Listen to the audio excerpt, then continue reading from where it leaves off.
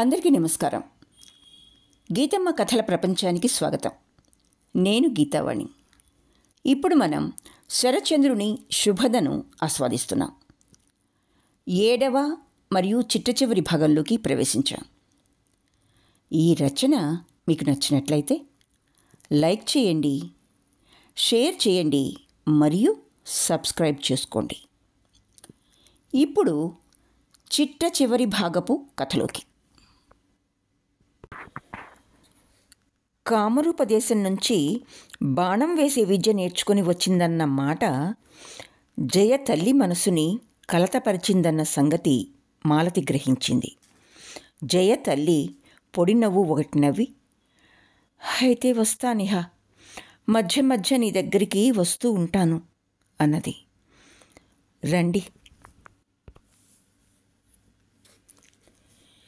ఈ మాట విని సురేంద్రనాథ్ నవ్వి, అయితే నీతో బాగా పోట్లాట అయిందన్నమాట అన్నాడు. పోట్లాట ఎందుకు అవుతుంది? పైగా స్నేహమైంది అన్నది మాలతి. అయితే స్నేహం చేసుకున్నావా? చేసుకున్నాను. కానీ ఆమెకి తన కూతురుతో ఎప్పుడూ పడేది కాదు, ఎప్పుడూ తగులాడుతూ ఉండేది. అది విన్నాను. ఎలా? ఆమె తన మనసు కష్టంలో కాస్తా బయటపెట్టింది. మన కష్టానికి కారణం ఏమిటో మాలతి విప్పి చెప్పలేదు. మొదట్లో ఇంట్లోకి రాగానే నిన్ను బాగా తిట్టి ఉంటుందనుకుంటా. మాలతి నవ్వి, నన్ను తిట్టలా, ఏ రాక్షసిని మీరు కలకత్తా నుంచి తీసుకొచ్చారో ఆమెను తిట్టింది అన్నది. ఆ రాక్షసివి నువ్వేగా. నేనెందుకవుతాను? నేను కలకత్తా నుంచి రాలేదు. రాకపోయినా నువ్వే ఆమెవి.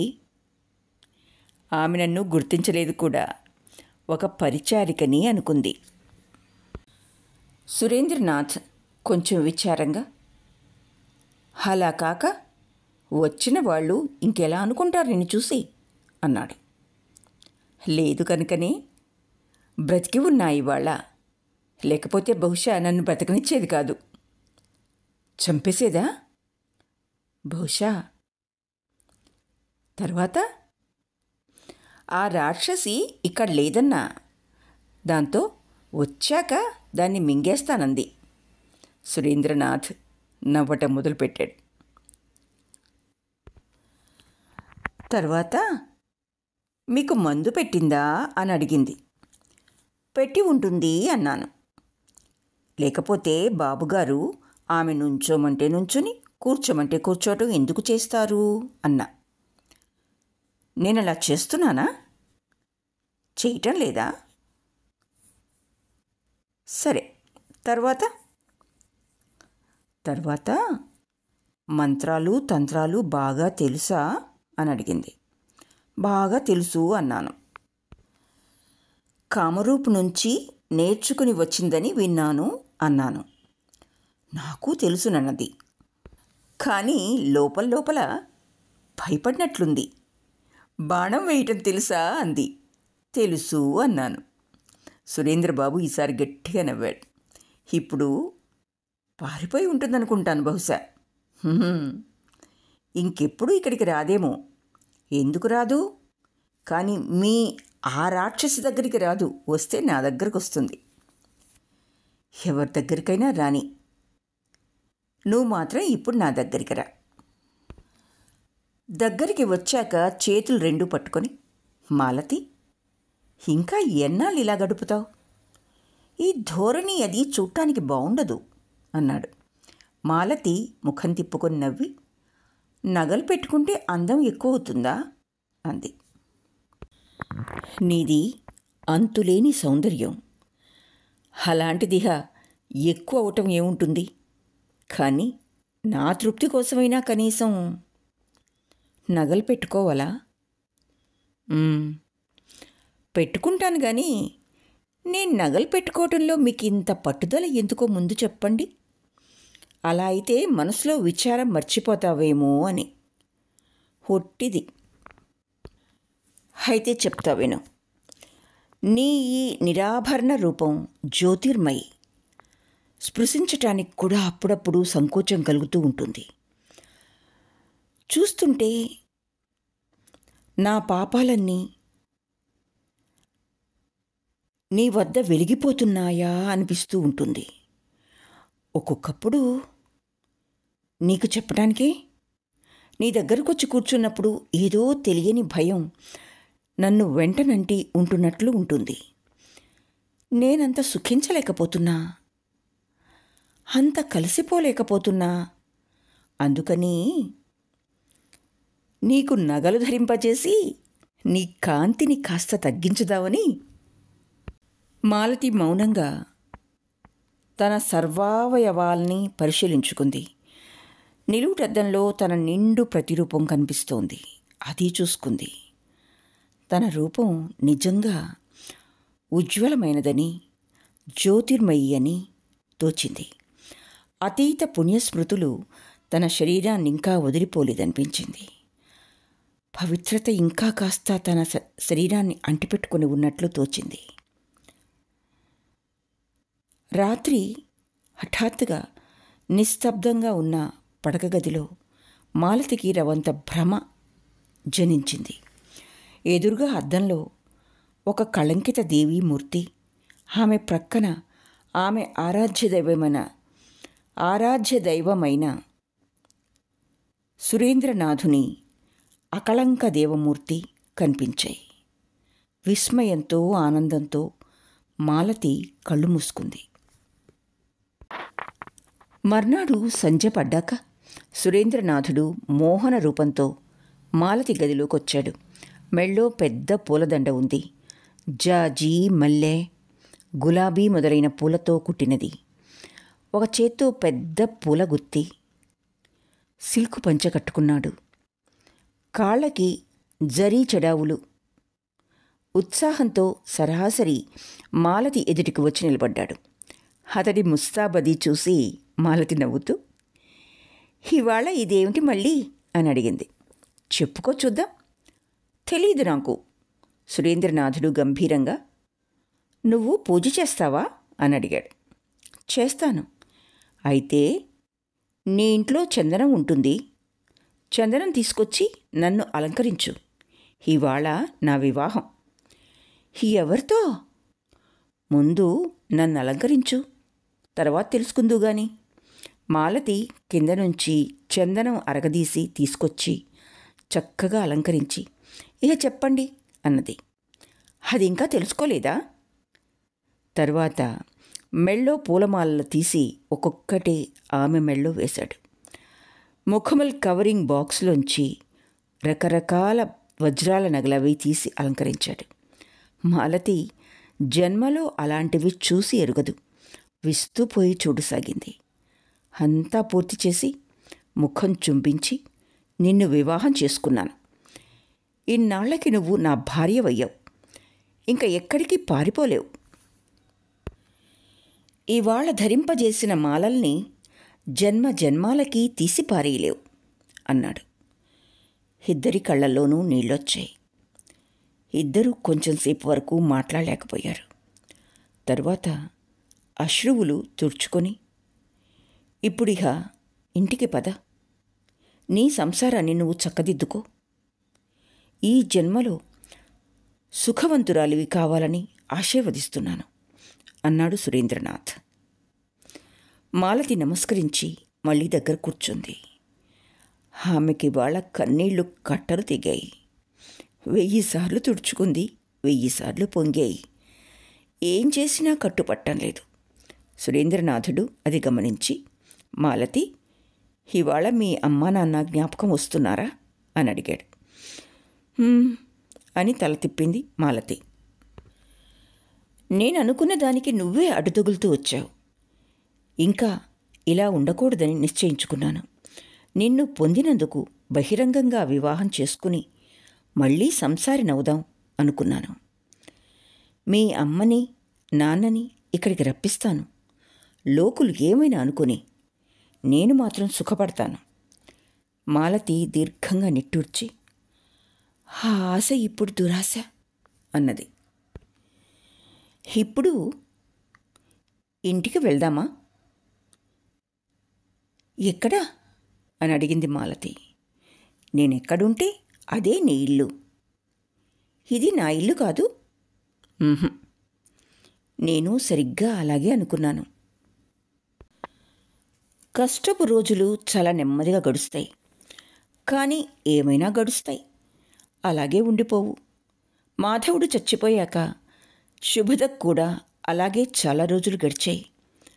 అప్పుడు వర్ష ఋతువు, పైన మబ్బులు, దార్లన్నీ బురదతో నిండి ఉండేవి. ఇప్పుడది పోయి శరదృతువు వచ్చేసింది. ఆ మబ్బులు లేవు, ఆ బురద లేదు. దారులన్నీ ఎండి గట్టిగా ఉన్నాయి. ఎప్పుడైనా తెల్లని చిరుమబ్బులు అలా ఎక్కడికి పోతూ ఉంటాయి ఆకాశంలో. అప్పుడు ప్రకృతి ముఖం మలినంగా ఉండేది. నిత్యము నేత్రాల్లో అశ్రువులే. ఇప్పుడు అవేవీ లేవు. ఇప్పుడెప్పుడైనా ఆ ముఖం ఈషన్ మలినమవుతూ ఉంటుంది. 2-3 అశ్రువులు తొణకడం కూడా కనిపిస్తుంది. కానీ క్షణికమే. అవి తక్షణం తుడిచేసుకుని మళ్ళీ నవ్వుతూ ఉంటుంది. అతీత దుఃఖ స్మృతుల అంతిమ రోదనం మాదిరి. ఆకాశంలో ఏ మూల నుంచో అప్పుడప్పుడు ఆక్రందన ధ్వని వినిపిస్తూ ఉంటుంది. కానీ దానిలో ఇంకా ఆ గంభీరత లేదు. జీవితం అంతా ఒకే తీరుగా ఉండదని ప్రకృతి కూడా గ్రహించినట్లుంది. పరివర్తనం లేకుండా ప్రపంచం నడవదు అని అందరూ గ్రహించారు. గ్రహించనిదల్లా శుభద. ఆ సంగతి ఆలోచించి చూసింది. సదానంద చక్రవర్తి ఆలోచించి చూశాడు. వాడలోని నలుగురూ చూశారు. శుభద రేవులోంచి స్నానం చేసి వెళ్తోంది. నీళ్ల బిందె చంకన పెట్టుకొని నెమ్మదిగా నడిచి వెళ్తోంది. ఇంటి పనులు చేసుకుంటోంది. కానీ రోజు రోజుకి క్షీణిస్తోంది. రోజు రోజుకి విచారంతో కృంగిపోతోంది. పాపం, ఇంక బ్రతకదావిడ అనుకున్నారు వృద్ధురాండ్రు. పాపం, ఇలాంటి దురదృష్టం పగవాళ్ళకైనా వద్దు అనుకున్నారు సమవయస్కురాండ్రు. పాపం పాపం అని చాటున అందరూ అనుకుంటారు. కానీ ముఖం ఎదుట అనటానికి మాత్రం సిగ్గుపడుతూ ఉంటారు. అయ్యో పాపం అనేది శుభద విషయంలో సరిపోయే మాట కాదని అందరూ గ్రహించారు. ఇది అంతకంటే మరొకటేదో జగత్తులో లేనిది, ఇంతవరకు ఎవ్వరూ ప్రయోగించనిది, ప్రయోగించే అవసరము కలగనిది అటువంటి మాట. ఇలాంటి శబ్దం, ఇలాంటి మాట ఏదైనా ఒకదాన్ని వెతకగలిగితే దాన్ని ఉపయోగించవచ్చు కొంతవరకు. అది ఎవ్వరూ అనరు. శుభద రాగానే మెదలకుండా ఊరుకుంటూ ఉంటారు. స్నానం చేసేటప్పుడు రేవులో చిన్నపిల్లలు నీళ్లు చిందగొడుతూ ఉంటారు కదా, అలాంటి అల్లర్లు ఎన్నో చేస్తుంటారు. వాళ్ళ నవ్వులు కేరింతల్లో వయసు మళ్ళిన స్త్రీల శివపూజా మంత్రాలు మరపున పడుతూ ఉంటాయి.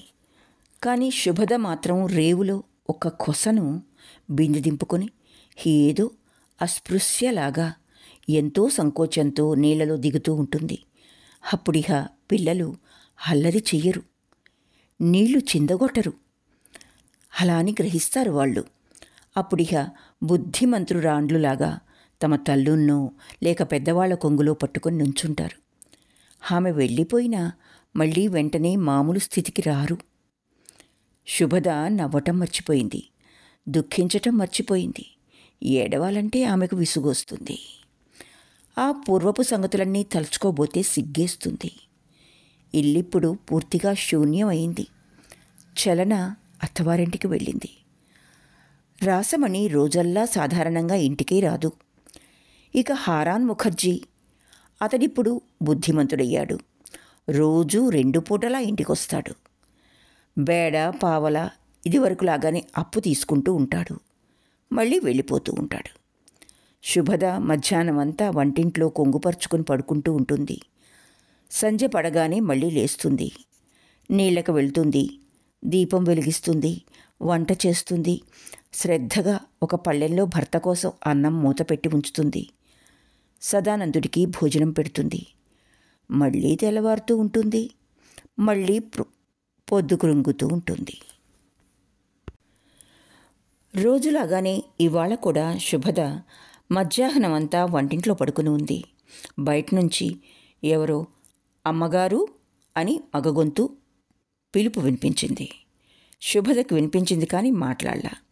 ఇంకెవరినైనా పిలుస్తున్నారేమో అనుకుంది. మళ్ళీ పిలుపు వినిపించింది. శుభద లేచి ఎవరు అంటూ బయటకొచ్చింది. నేను పోస్ట్ మ్యాన్ని. ఉత్తరం ఉంది. శుభద చాలా విస్మితురాలైంది. ఉత్తరం ఎవరు రాస్తారు? దగ్గరికి వెళ్ళి ఇయ్యి అన్నది. అలా ఇచ్చేందుకు లేదమ్మగారు, ఇది రిజిస్టర్ ఉత్తరం. శుభదాదేవి గారికి. వారు సంతకం చెయ్యాలి. శుభదకి రిజిస్టరీ అంటే ఏమిటో సరిగ్గా తెలియల. ఇయ్యి, నా పేరే శుభద అన్నది. ప్యూను ఉత్తరం బయటికి తీశాడు. వేరే మరొక కాగితం తీసి సంతకం చెయ్యండి అన్నాడు. శుభదకి రాయటం వచ్చు. కలం సిరా ఇయ్యి అన్నది. ప్యూన్ ఆమె ముఖం కేసి చూసి కొంచెం నవ్వి, సిరా కలం నాకెక్కడి నుంచి వస్తాయి? మీ ఇంట్లో కలం సిరా లేదా అన్నాడు. చూస్తాను అని కింద అంతా వెతికి సగం పగిలిన లలన సిరా బుడ్డి సంపాదించింది. సిరా ఎండిపోయింది. కొంచెం నీళ్లు పోసి ఏదో సిరా తయారు చేసింది. కానీ కలం ఏది?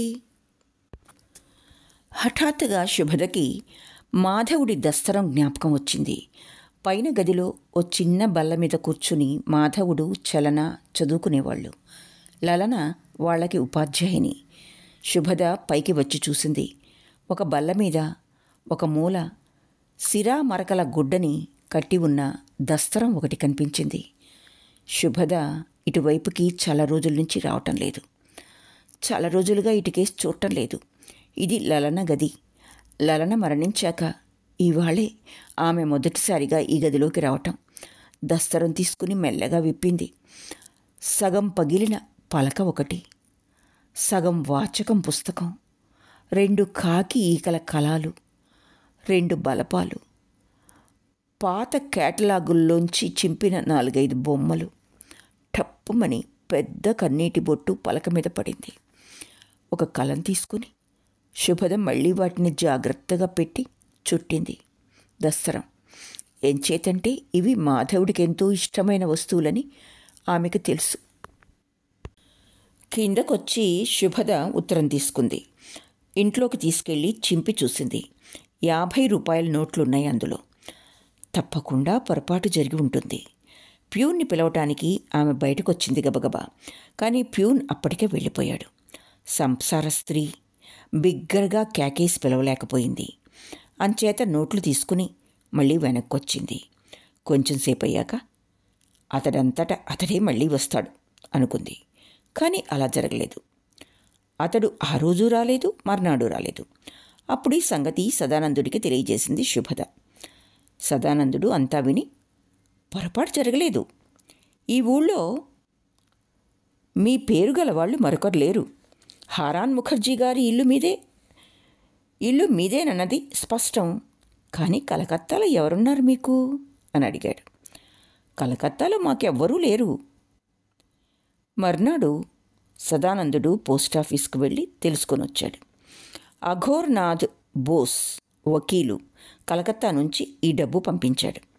శుభద విస్మితురాలైంది. అలాంటి పేరున్న వారిని ఎవరిని నేను ఎరుగను.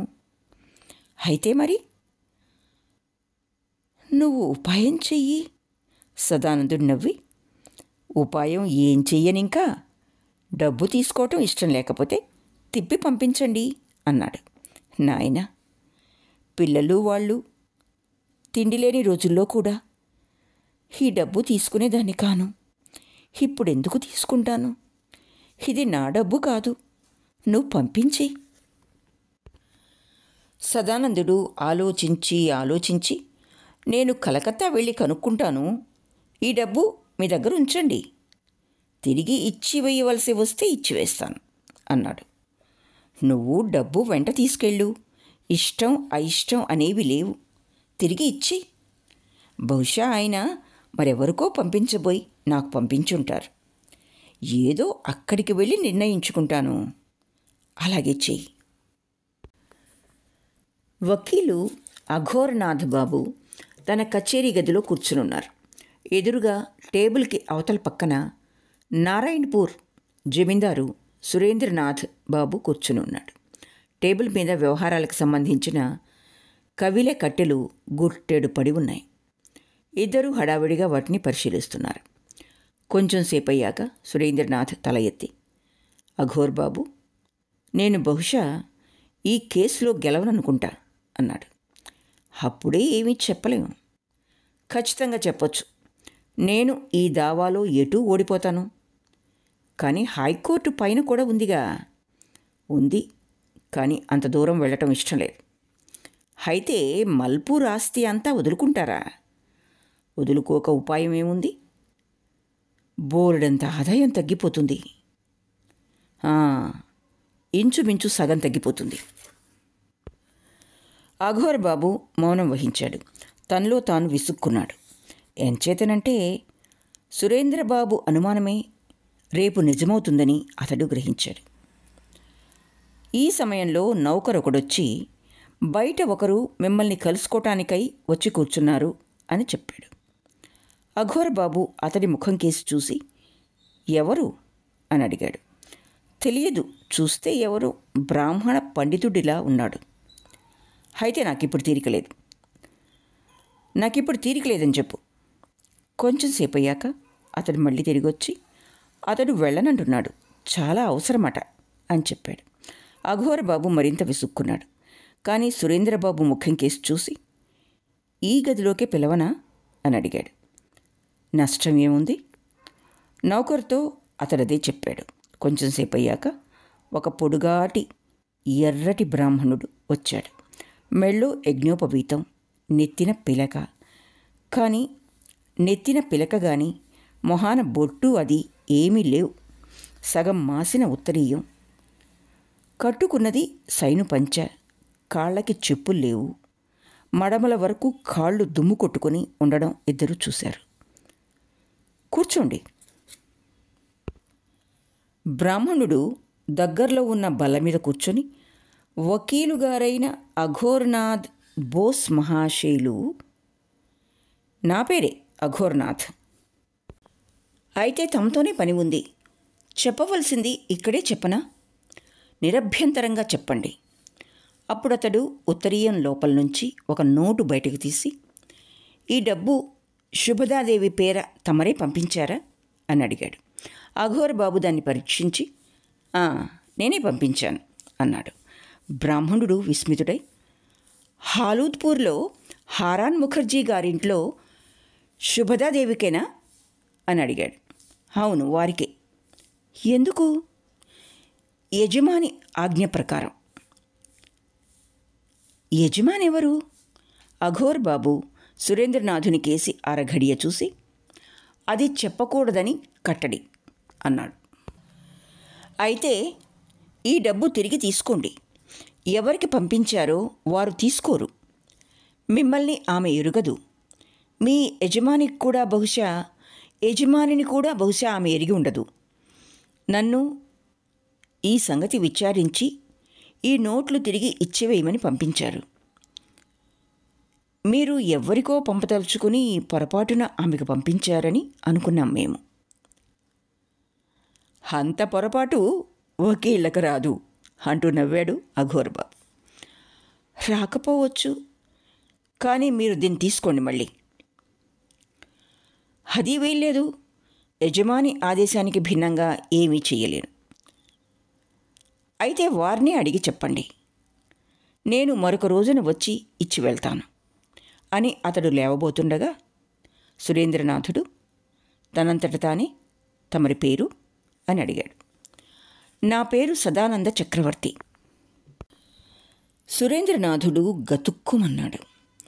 కొంచెంసేపు చూస్తూ ఊరుకొని, మీరిక్కడ ఎక్కడుంటారు అని అడిగాడు. ఎక్కడ ఉండటం అనేది ఇంకా నిర్ణయించుకోలా.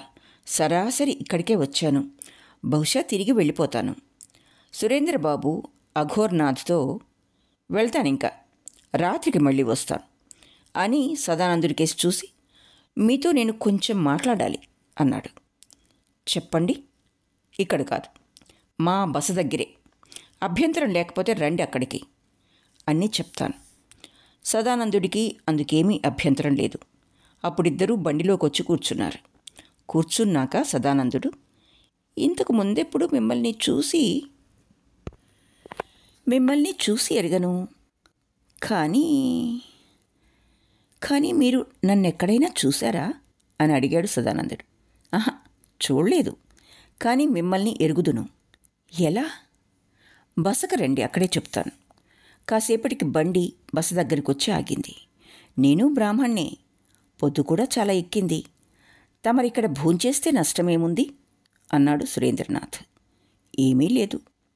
తరువాత భోజనాలై ఇద్దరు కూర్చున్నాక, శుభదాదేవి పేద స్త్రీ కదా అని అడిగాడు సురేంద్రనాథ్. పేద స్త్రీయే, కానీ అలా అని అర్థమైంది.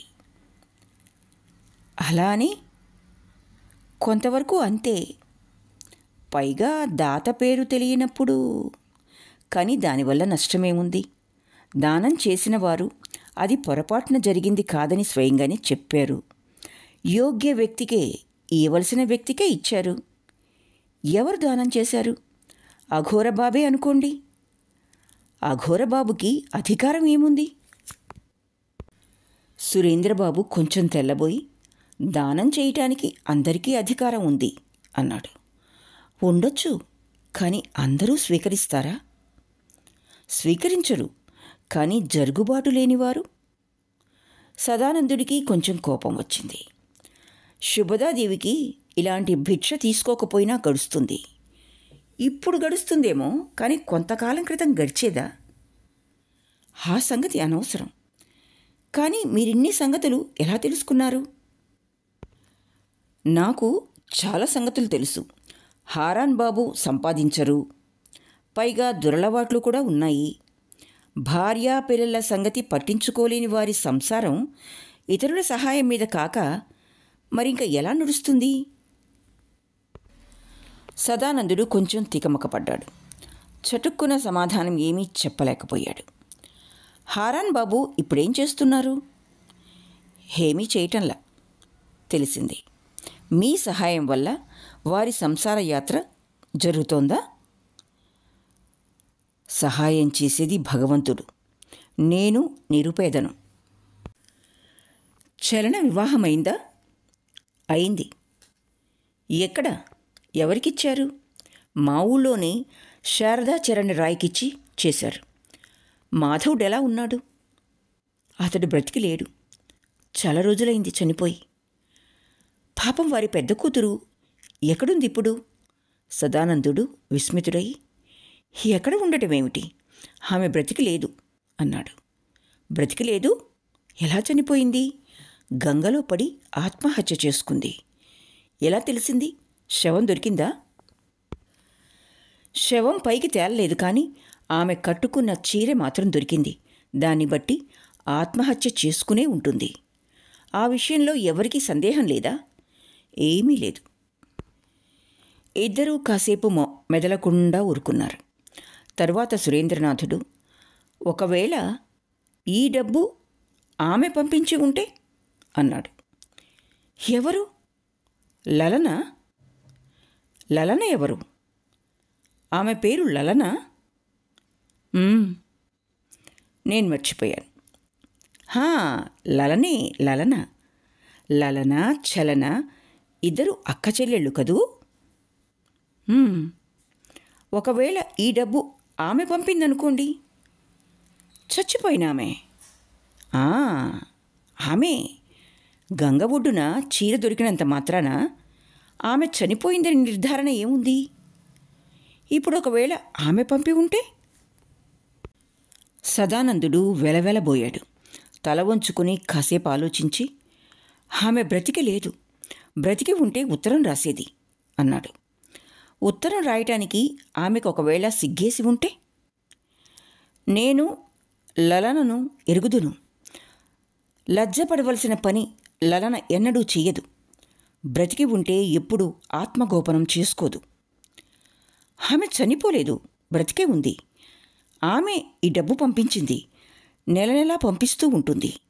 సదానందుడు తల చేత్తో పట్టుకుని, మీ పేరు అడిగాడు. సురేంద్రనాథ రాయ్. ఊరు నారాయణపూర్. హారాన్ బాబు సంగతులన్నీ ఎలా తెలుసుకున్నారు మీరు?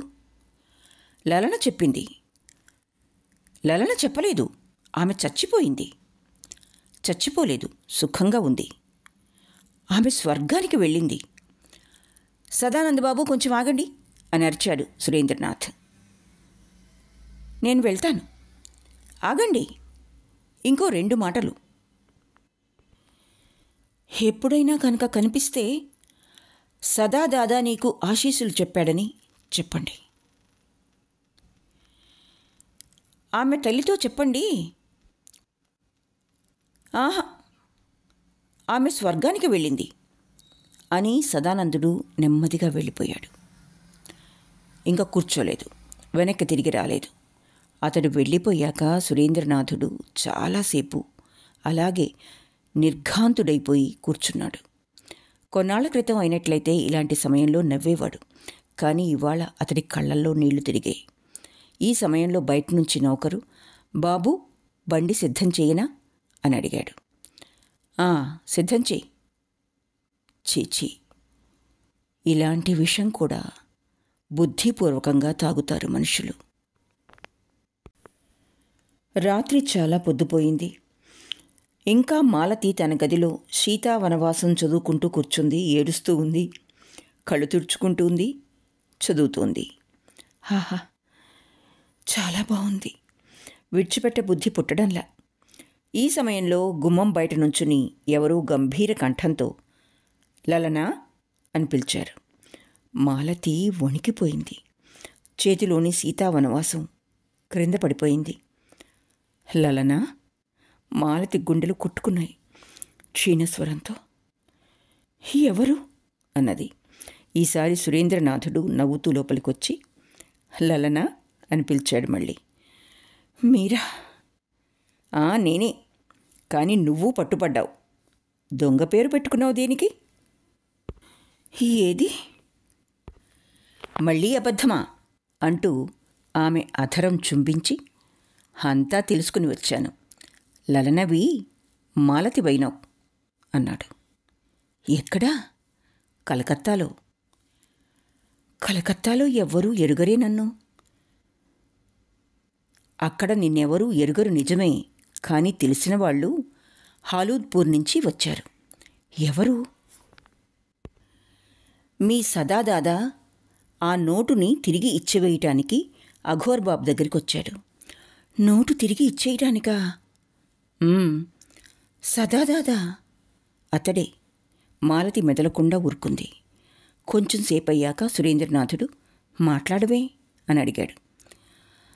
సదాదాదా ఎలా ఉన్నారు? బాగానే ఉన్నాడు. మీ అమ్మ కులాసాగానే ఉన్నారు. వారి స్థితి ఇప్పుడు అంత హీనంగా లేదు, అందుకని నువ్వు ఇచ్చేదాన్ని తీసుకోరు. సదానందబాబు వారి స్థితిని మార్చేశాడు. నా పేరు లలన అన్న సంగతి ఎలా తెలుసుకున్నారు? సదానందబాబు చెప్పాడు. నువ్వు గంగలో పడి ఆత్మహత్య చేసుకున్నావని అనుకుంటున్నారు వాళ్ళంతా. మాలతి నిట్టూర్చింది. కానీ నువ్వు బ్రతికున్నావు, సుఖంగా ఉన్నావని చెప్పాను నేను. ఎందుకు చెప్పారది? అయితే అబద్ధం చెప్పానంటావా? నువ్వు బ్రతికే ఉన్నావు, బహుశా సుఖంగా కూడా ఉన్నావనుకుంటా. సుఖంగా లేవా? ఉన్నాను, కానీ ఆ సంగతి సదానంద్ అడిగాడా? నేనే చెప్పానది. మీ అమ్మకు కూడా ఈ సంగతి చెప్పమని చెప్పాను. నేను డబ్బు పంపించాను అన్న సంగతి కూడా చెప్పారా? చెప్పాను. మీరు కొంప ముంచారు. అతడు పిచ్చివాడు. ఈ సంగతి ఊరంతా ప్రచారం చేస్తాడు. వాళ్ళ దృష్టిలో చచ్చిపోయి ఉన్నప్పుడు ఎందుకు అనవసరంగా బ్రతికించారు? సురేంద్రనాథ్ విచారంగా నవ్వాడు. తరువాత, ఎవరిని మీరు పిచ్చివాడనుకుంటున్నారో అతడు నిజానికి అంత పిచ్చివాడు కాదు. అతడెప్పుడైనా పిచ్చివాడుగా ఉండేవాడేమో గాని ఆ రోజుతో అది పోయింది. అతడి ద్వారా హాలుద్పూర్లో నువ్వు ఎన్నటికీ బ్రతకలేవు. నువ్వు ఆత్మగోపనం చేసుకున్నావన్న సంగతి అతడెప్పుడూ బయటపెట్టడు. ఎలా తెలుసుకున్నారు? తెలుసుకున్నాను. నువ్వు జీవించి ఉన్న సంగతి మీ అమ్మకి చెప్పమని అన్నప్పుడు లలన సిగ్గుపడవలసిన పని ఎన్నడూ చెయ్యదు, ఆత్మగోపనం ఎన్నటికీ చేసుకోదు, ఆమె బ్రతికి లేదు, చచ్చిపోయింది అన్నాడు. ఆమె సుఖంగా ఉంది అన్నాను నేను. ఆమె స్వర్గానికి వెళ్ళింది అన్నాడు అతను.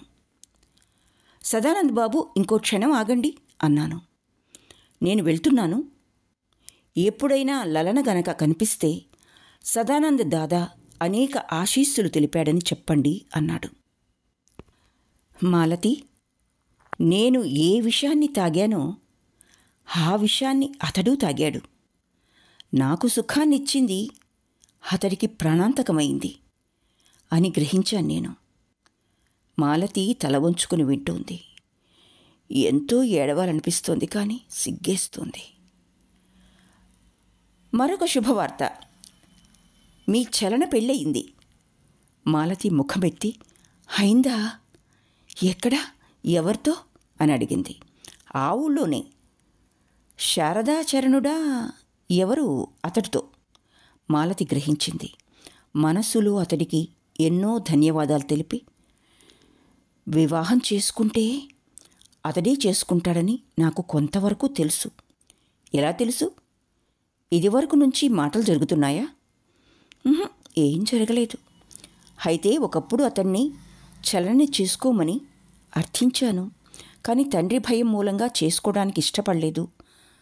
తర్వాత నేను చచ్చిపోయాను. ఇదంతా చూసి జాలిపడి బహుశా చేసుకుని ఉండొచ్చు. తండ్రి భయం దేనికి? అతడు చాలా డబ్బాస గల మనిషి.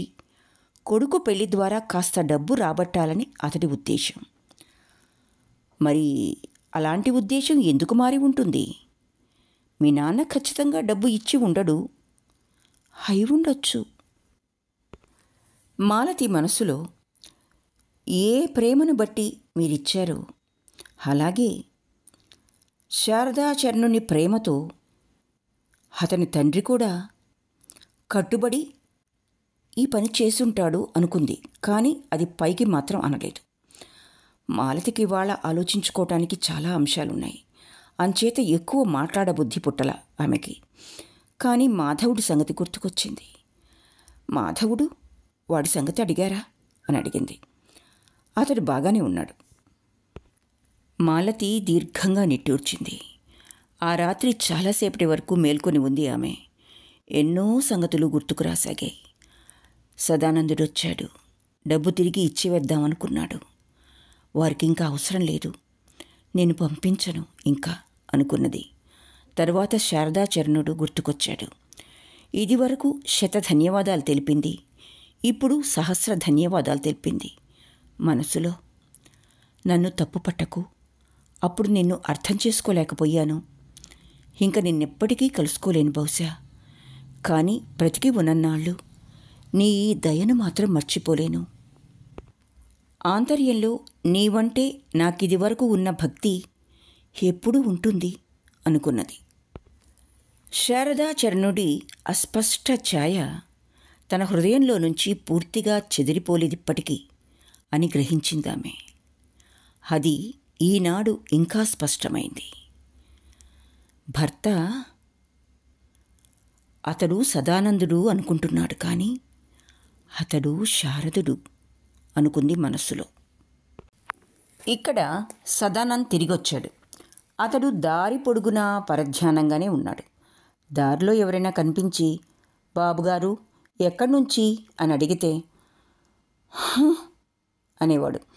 ఎక్కడికి వెళ్తున్నారు అని అడిగితే సదానంద్ ఆగి అతడి ముఖంలోకి పరకాయించి చూసి, ఇంటికి వెళ్తున్నా అనేవాడు. అతడి పశువులు ఎవరి వంగతోటలోనో పడ్డాయి. అతడు తిట్టుకుంటూ సదానంద్ వెంట పడ్డాడు. సదానందుడు అతడికి దారిచ్చి నడవసాగాడు. ఆ పశువుల్ని వెనక్కి తోలుకొచ్చి, పిచ్చాయన మనస్సు ఇవాళ బాగున్నట్టు లేదు, భలేవాడు మొత్తానికి అనుకున్నాడు అతడిలో అతడు. రాము మామ నందమయ్య దుకాణం బయట వసారాలో బల్ల కానుకొని పొగ తాగుతూ కూర్చున్నాడు. దుమ్ము కాళ్లతో ఉన్న సదానందుణ్ణి చూసి, ఏం సదానంద్, 4-5 రోజుల నుంచి కనబడ్డం లేదు, ఎక్కడున్నావు అని అడిగాడు. సదానంద్ తిరిగి చూడకుండా వెనక్కి వేలుతో చూపిస్తూ, అక్కడ అన్నాడు. ఎక్కడా? బ్రాహ్మణపాడాలోనా? ఇన్నాళ్ళ నుంచి. సదానందుడు టకటకమంటూ వెళ్ళిపోయాడు. హే మనిషో, మాట్లాడేది అర్థమే కాదు అని విసుక్కున్నాడు రాము మామ. సదానంద్ ఆ మాట వినిపించుకోలేదు. సరాసరి శుభద దగ్గరికి వచ్చి ఆగాడు. ఆ నోటు ఆమె ముందు పెట్టి, హాచుకి ఏమీ తెలియలా అన్నాడు. అయితే వృధాగా శ్రమ పడ్డావన్నమాట. సదానంద్ మెదలకుండా ఊరుకున్నాడు. అయితే ఈ డబ్బునేం చేయను అని అడిగింది శుభద మళ్ళీ. మీ ఇష్టం, ఆ డబ్బు దాన ధర్మాల కింద పంచిపెట్టండి ఇష్టమైతే, లేదా దాచిపెట్టండి, ఎప్పటికైనా కనిపిస్తే తిరిగి ఇచ్చేయొచ్చు. శుభద గత్యంతరం లేక ఆ డబ్బుని పెట్టెలో పెట్టింది. హారన్ బాబాయ్ ఎక్కడా అని అడిగాడు సదానంద్. శుభద పక్క గది చూపిస్తూ, పడుకున్నారు అన్నది. ఎక్కడికి వెళ్ళలేదా? వెళ్ళారు, ఇప్పుడే వచ్చారు. ఆ రోజున సాయంత్రం పెద్ద గాలివాన వచ్చింది. శుభద పెందరాలే వంట అది ముగించింది. హారాన్ బాబు భోజనం చేసి, కాసిన డబ్బులి అన్నాడు. ఇవాళ ఇంకా ఎక్కడికి వెళ్ళకండి, పైన బాగా మబ్బు పట్టింది, వాన వస్తుందేమో. రాని, వస్తే తిరిగి రావటం కష్టమవుతుంది. ఏం కాదు, ఇవాళ చాలా పనులున్నాయి, వెళ్ళాలి. ఏం పనులున్నది శుభదకు తెలుసు. అయినా ఇవాళ ఏకాదశి, వదినగారికి మళ్ళీ సుస్థి చేసింది, ఒళ్ళు తెలియకుండా పడి ఉంది అన్నది. హారాన్ అది వినిపించుకోలేదు. డబ్బులు బొడ్లో పెట్టుకుని, గొడుగు వేసుకుని, అతుకుల చెప్పులు చేతపుచ్చుకొని బురదలో వర్షంలోనే బయటికి వెళ్ళిపోయాడు. శుభద దీర్ఘంగా నిట్టూర్చి, స్వభావం అనుకుంది. ఆమె సరిగ్గానే ఊహించింది. రాత్రి జాము పొద్దుపోయేసరికల్లా మళ్ళీ వర్షం ప్రారంభమైంది. ఇటీవల ప్రతి రాత్రి శుభదకి కాస్త జ్వరం తగులుతోంది. ఈ సంగతి ఎవరికైనా చెప్పటం మాట దేవుడెరుగు. అసలు తానే తెలుసుకోకుండా ఊరుకుంది. రాత్రి జ్వరం తగిలి చలివేసినప్పుడు మాత్రం గుర్తుకొచ్చేది. వాన పడ్డంతో పాటు చలి వేస్తున్నట్టు అనిపించింది. చేతికి అందిందేదో తీసుకుని కప్పుకోసాగింది. చాలా పొద్దుపోయాక శుభదకి కొంచెం నిద్రమత్తొచ్చింది. అప్పటికింకా వర్షం పడుతూనే ఉంది, కానీ చాలా వరకు తగ్గింది. నీరసంగా ఉన్న శుభదకి నిద్రమత్తులో ఎవరో ఇంటి తలుపు కొంచెం తోసి గడి తీయటానికి ప్రయత్నిస్తున్నట్లు తోచింది. తరువాత చటుక్కుని తలుపు తెరుచుకుంది. లోపల దీపం వెలుగుతోంది. ఆమె కళ్ళు తెరిచి చూసింది. ఆ వెలుతురులో ఎవరో గదిలోకి వస్తున్నారు. అతని చేతిలో దుడ్డుకర్ర ఉంది. ముఖానికి ఒంటికి మసి పూసుకొని ఉన్నాడు. దానిమీద తెల్లటి సున్నం బొట్లు. శుభద హడలిపోయి, ఎవరు నువ్వు అనర్చింది. ఊరుకో. ఆ వజ్ర గంభీర స్వరానికి శుభద కళ్ళు మూసుకుంది. అతడు టక్కుమని 2-3 సార్లు కర్ర చప్పుడు చేసి మంచం దగ్గరికొచ్చి, నీ పెట్టె తాళం చెవి ఇవ్వు అన్నాడు. గొంతు చాలా మోటుగా ఉంది. హఠాత్తుగా వింటే అతడేదో కావాలని గొంతు ఇలా మార్చి మాట్లాడుతున్నట్లు తోచింది. శుభద మాట్లాడలేదు. అతడు మరోసారి అలా లాఠీ చప్పుడు చేసి, తాళం చెవి ఇయ్యి, లేదా గొంతు పిసికి చంపేస్తా అన్నాడు. ఈసారి శుభద లేచి కూర్చుంది. తలగడ కింద నుంచి తాళం చెవుల గుత్తి తీసి అతడి ముందు పడేసి నెమ్మదిగా శాంతంగా, నా పెద్ద పెట్టెలో కుడివైపున 50 రూపాయల నోటుంది, అది తీసుకో. ఎడంవైపున విశ్వేశ్వర ప్రసాదం ఉంది, అది మాత్రం ముట్టుకోవద్దు. ఆమె మాట్లాడిన తీరును బట్టి ఆమెకు రవంతైనా భయం వేయలేదని తోస్తుంది. సున్నం మసి పూసుకున్న వ్యక్తి తాళం చెవులు తీసుకుని పెద్ద పెట్టి తెరిచాడు. ఎడంవైపుకి చెయ్యి పోనివ్వలేదు. కుడివైపున అరలో ఉన్న నోటు తీసుకుని బొడ్లో దూపుకున్నాడు. శుభద చెప్పినట్లు అతడు తేలిగ్గా పెట్టి తెరవడం చూస్తే అవన్నీ అతడికి బాగా పరిచితమైనవే అయి ఉంటుందని తోస్తుంది. అతడు వెళ్ళిపోయేటప్పుడు శుభద దీర్ఘంగా నిట్టూర్చి మెల్లగా, నోటు మీద సంతకం పెట్టి ఉన్నట్లుంది, నంబర్ వేసి ఉన్నట్లుంది, కొంచెం జాగ్రత్తగా మార్చుకోండి అన్నది. సమాప్తం. ఇక్కడితో శరత్చంద్రుని శుభద పరిసమాప్తమైంది. ఈ రచన గురించిన మీ అభిప్రాయాలను తప్పకుండా పంచుకుంటారు కదా. మరో మంచి రచనతో మీ ముందుకు వచ్చేలోగా నాకు సెలవిస్తారా?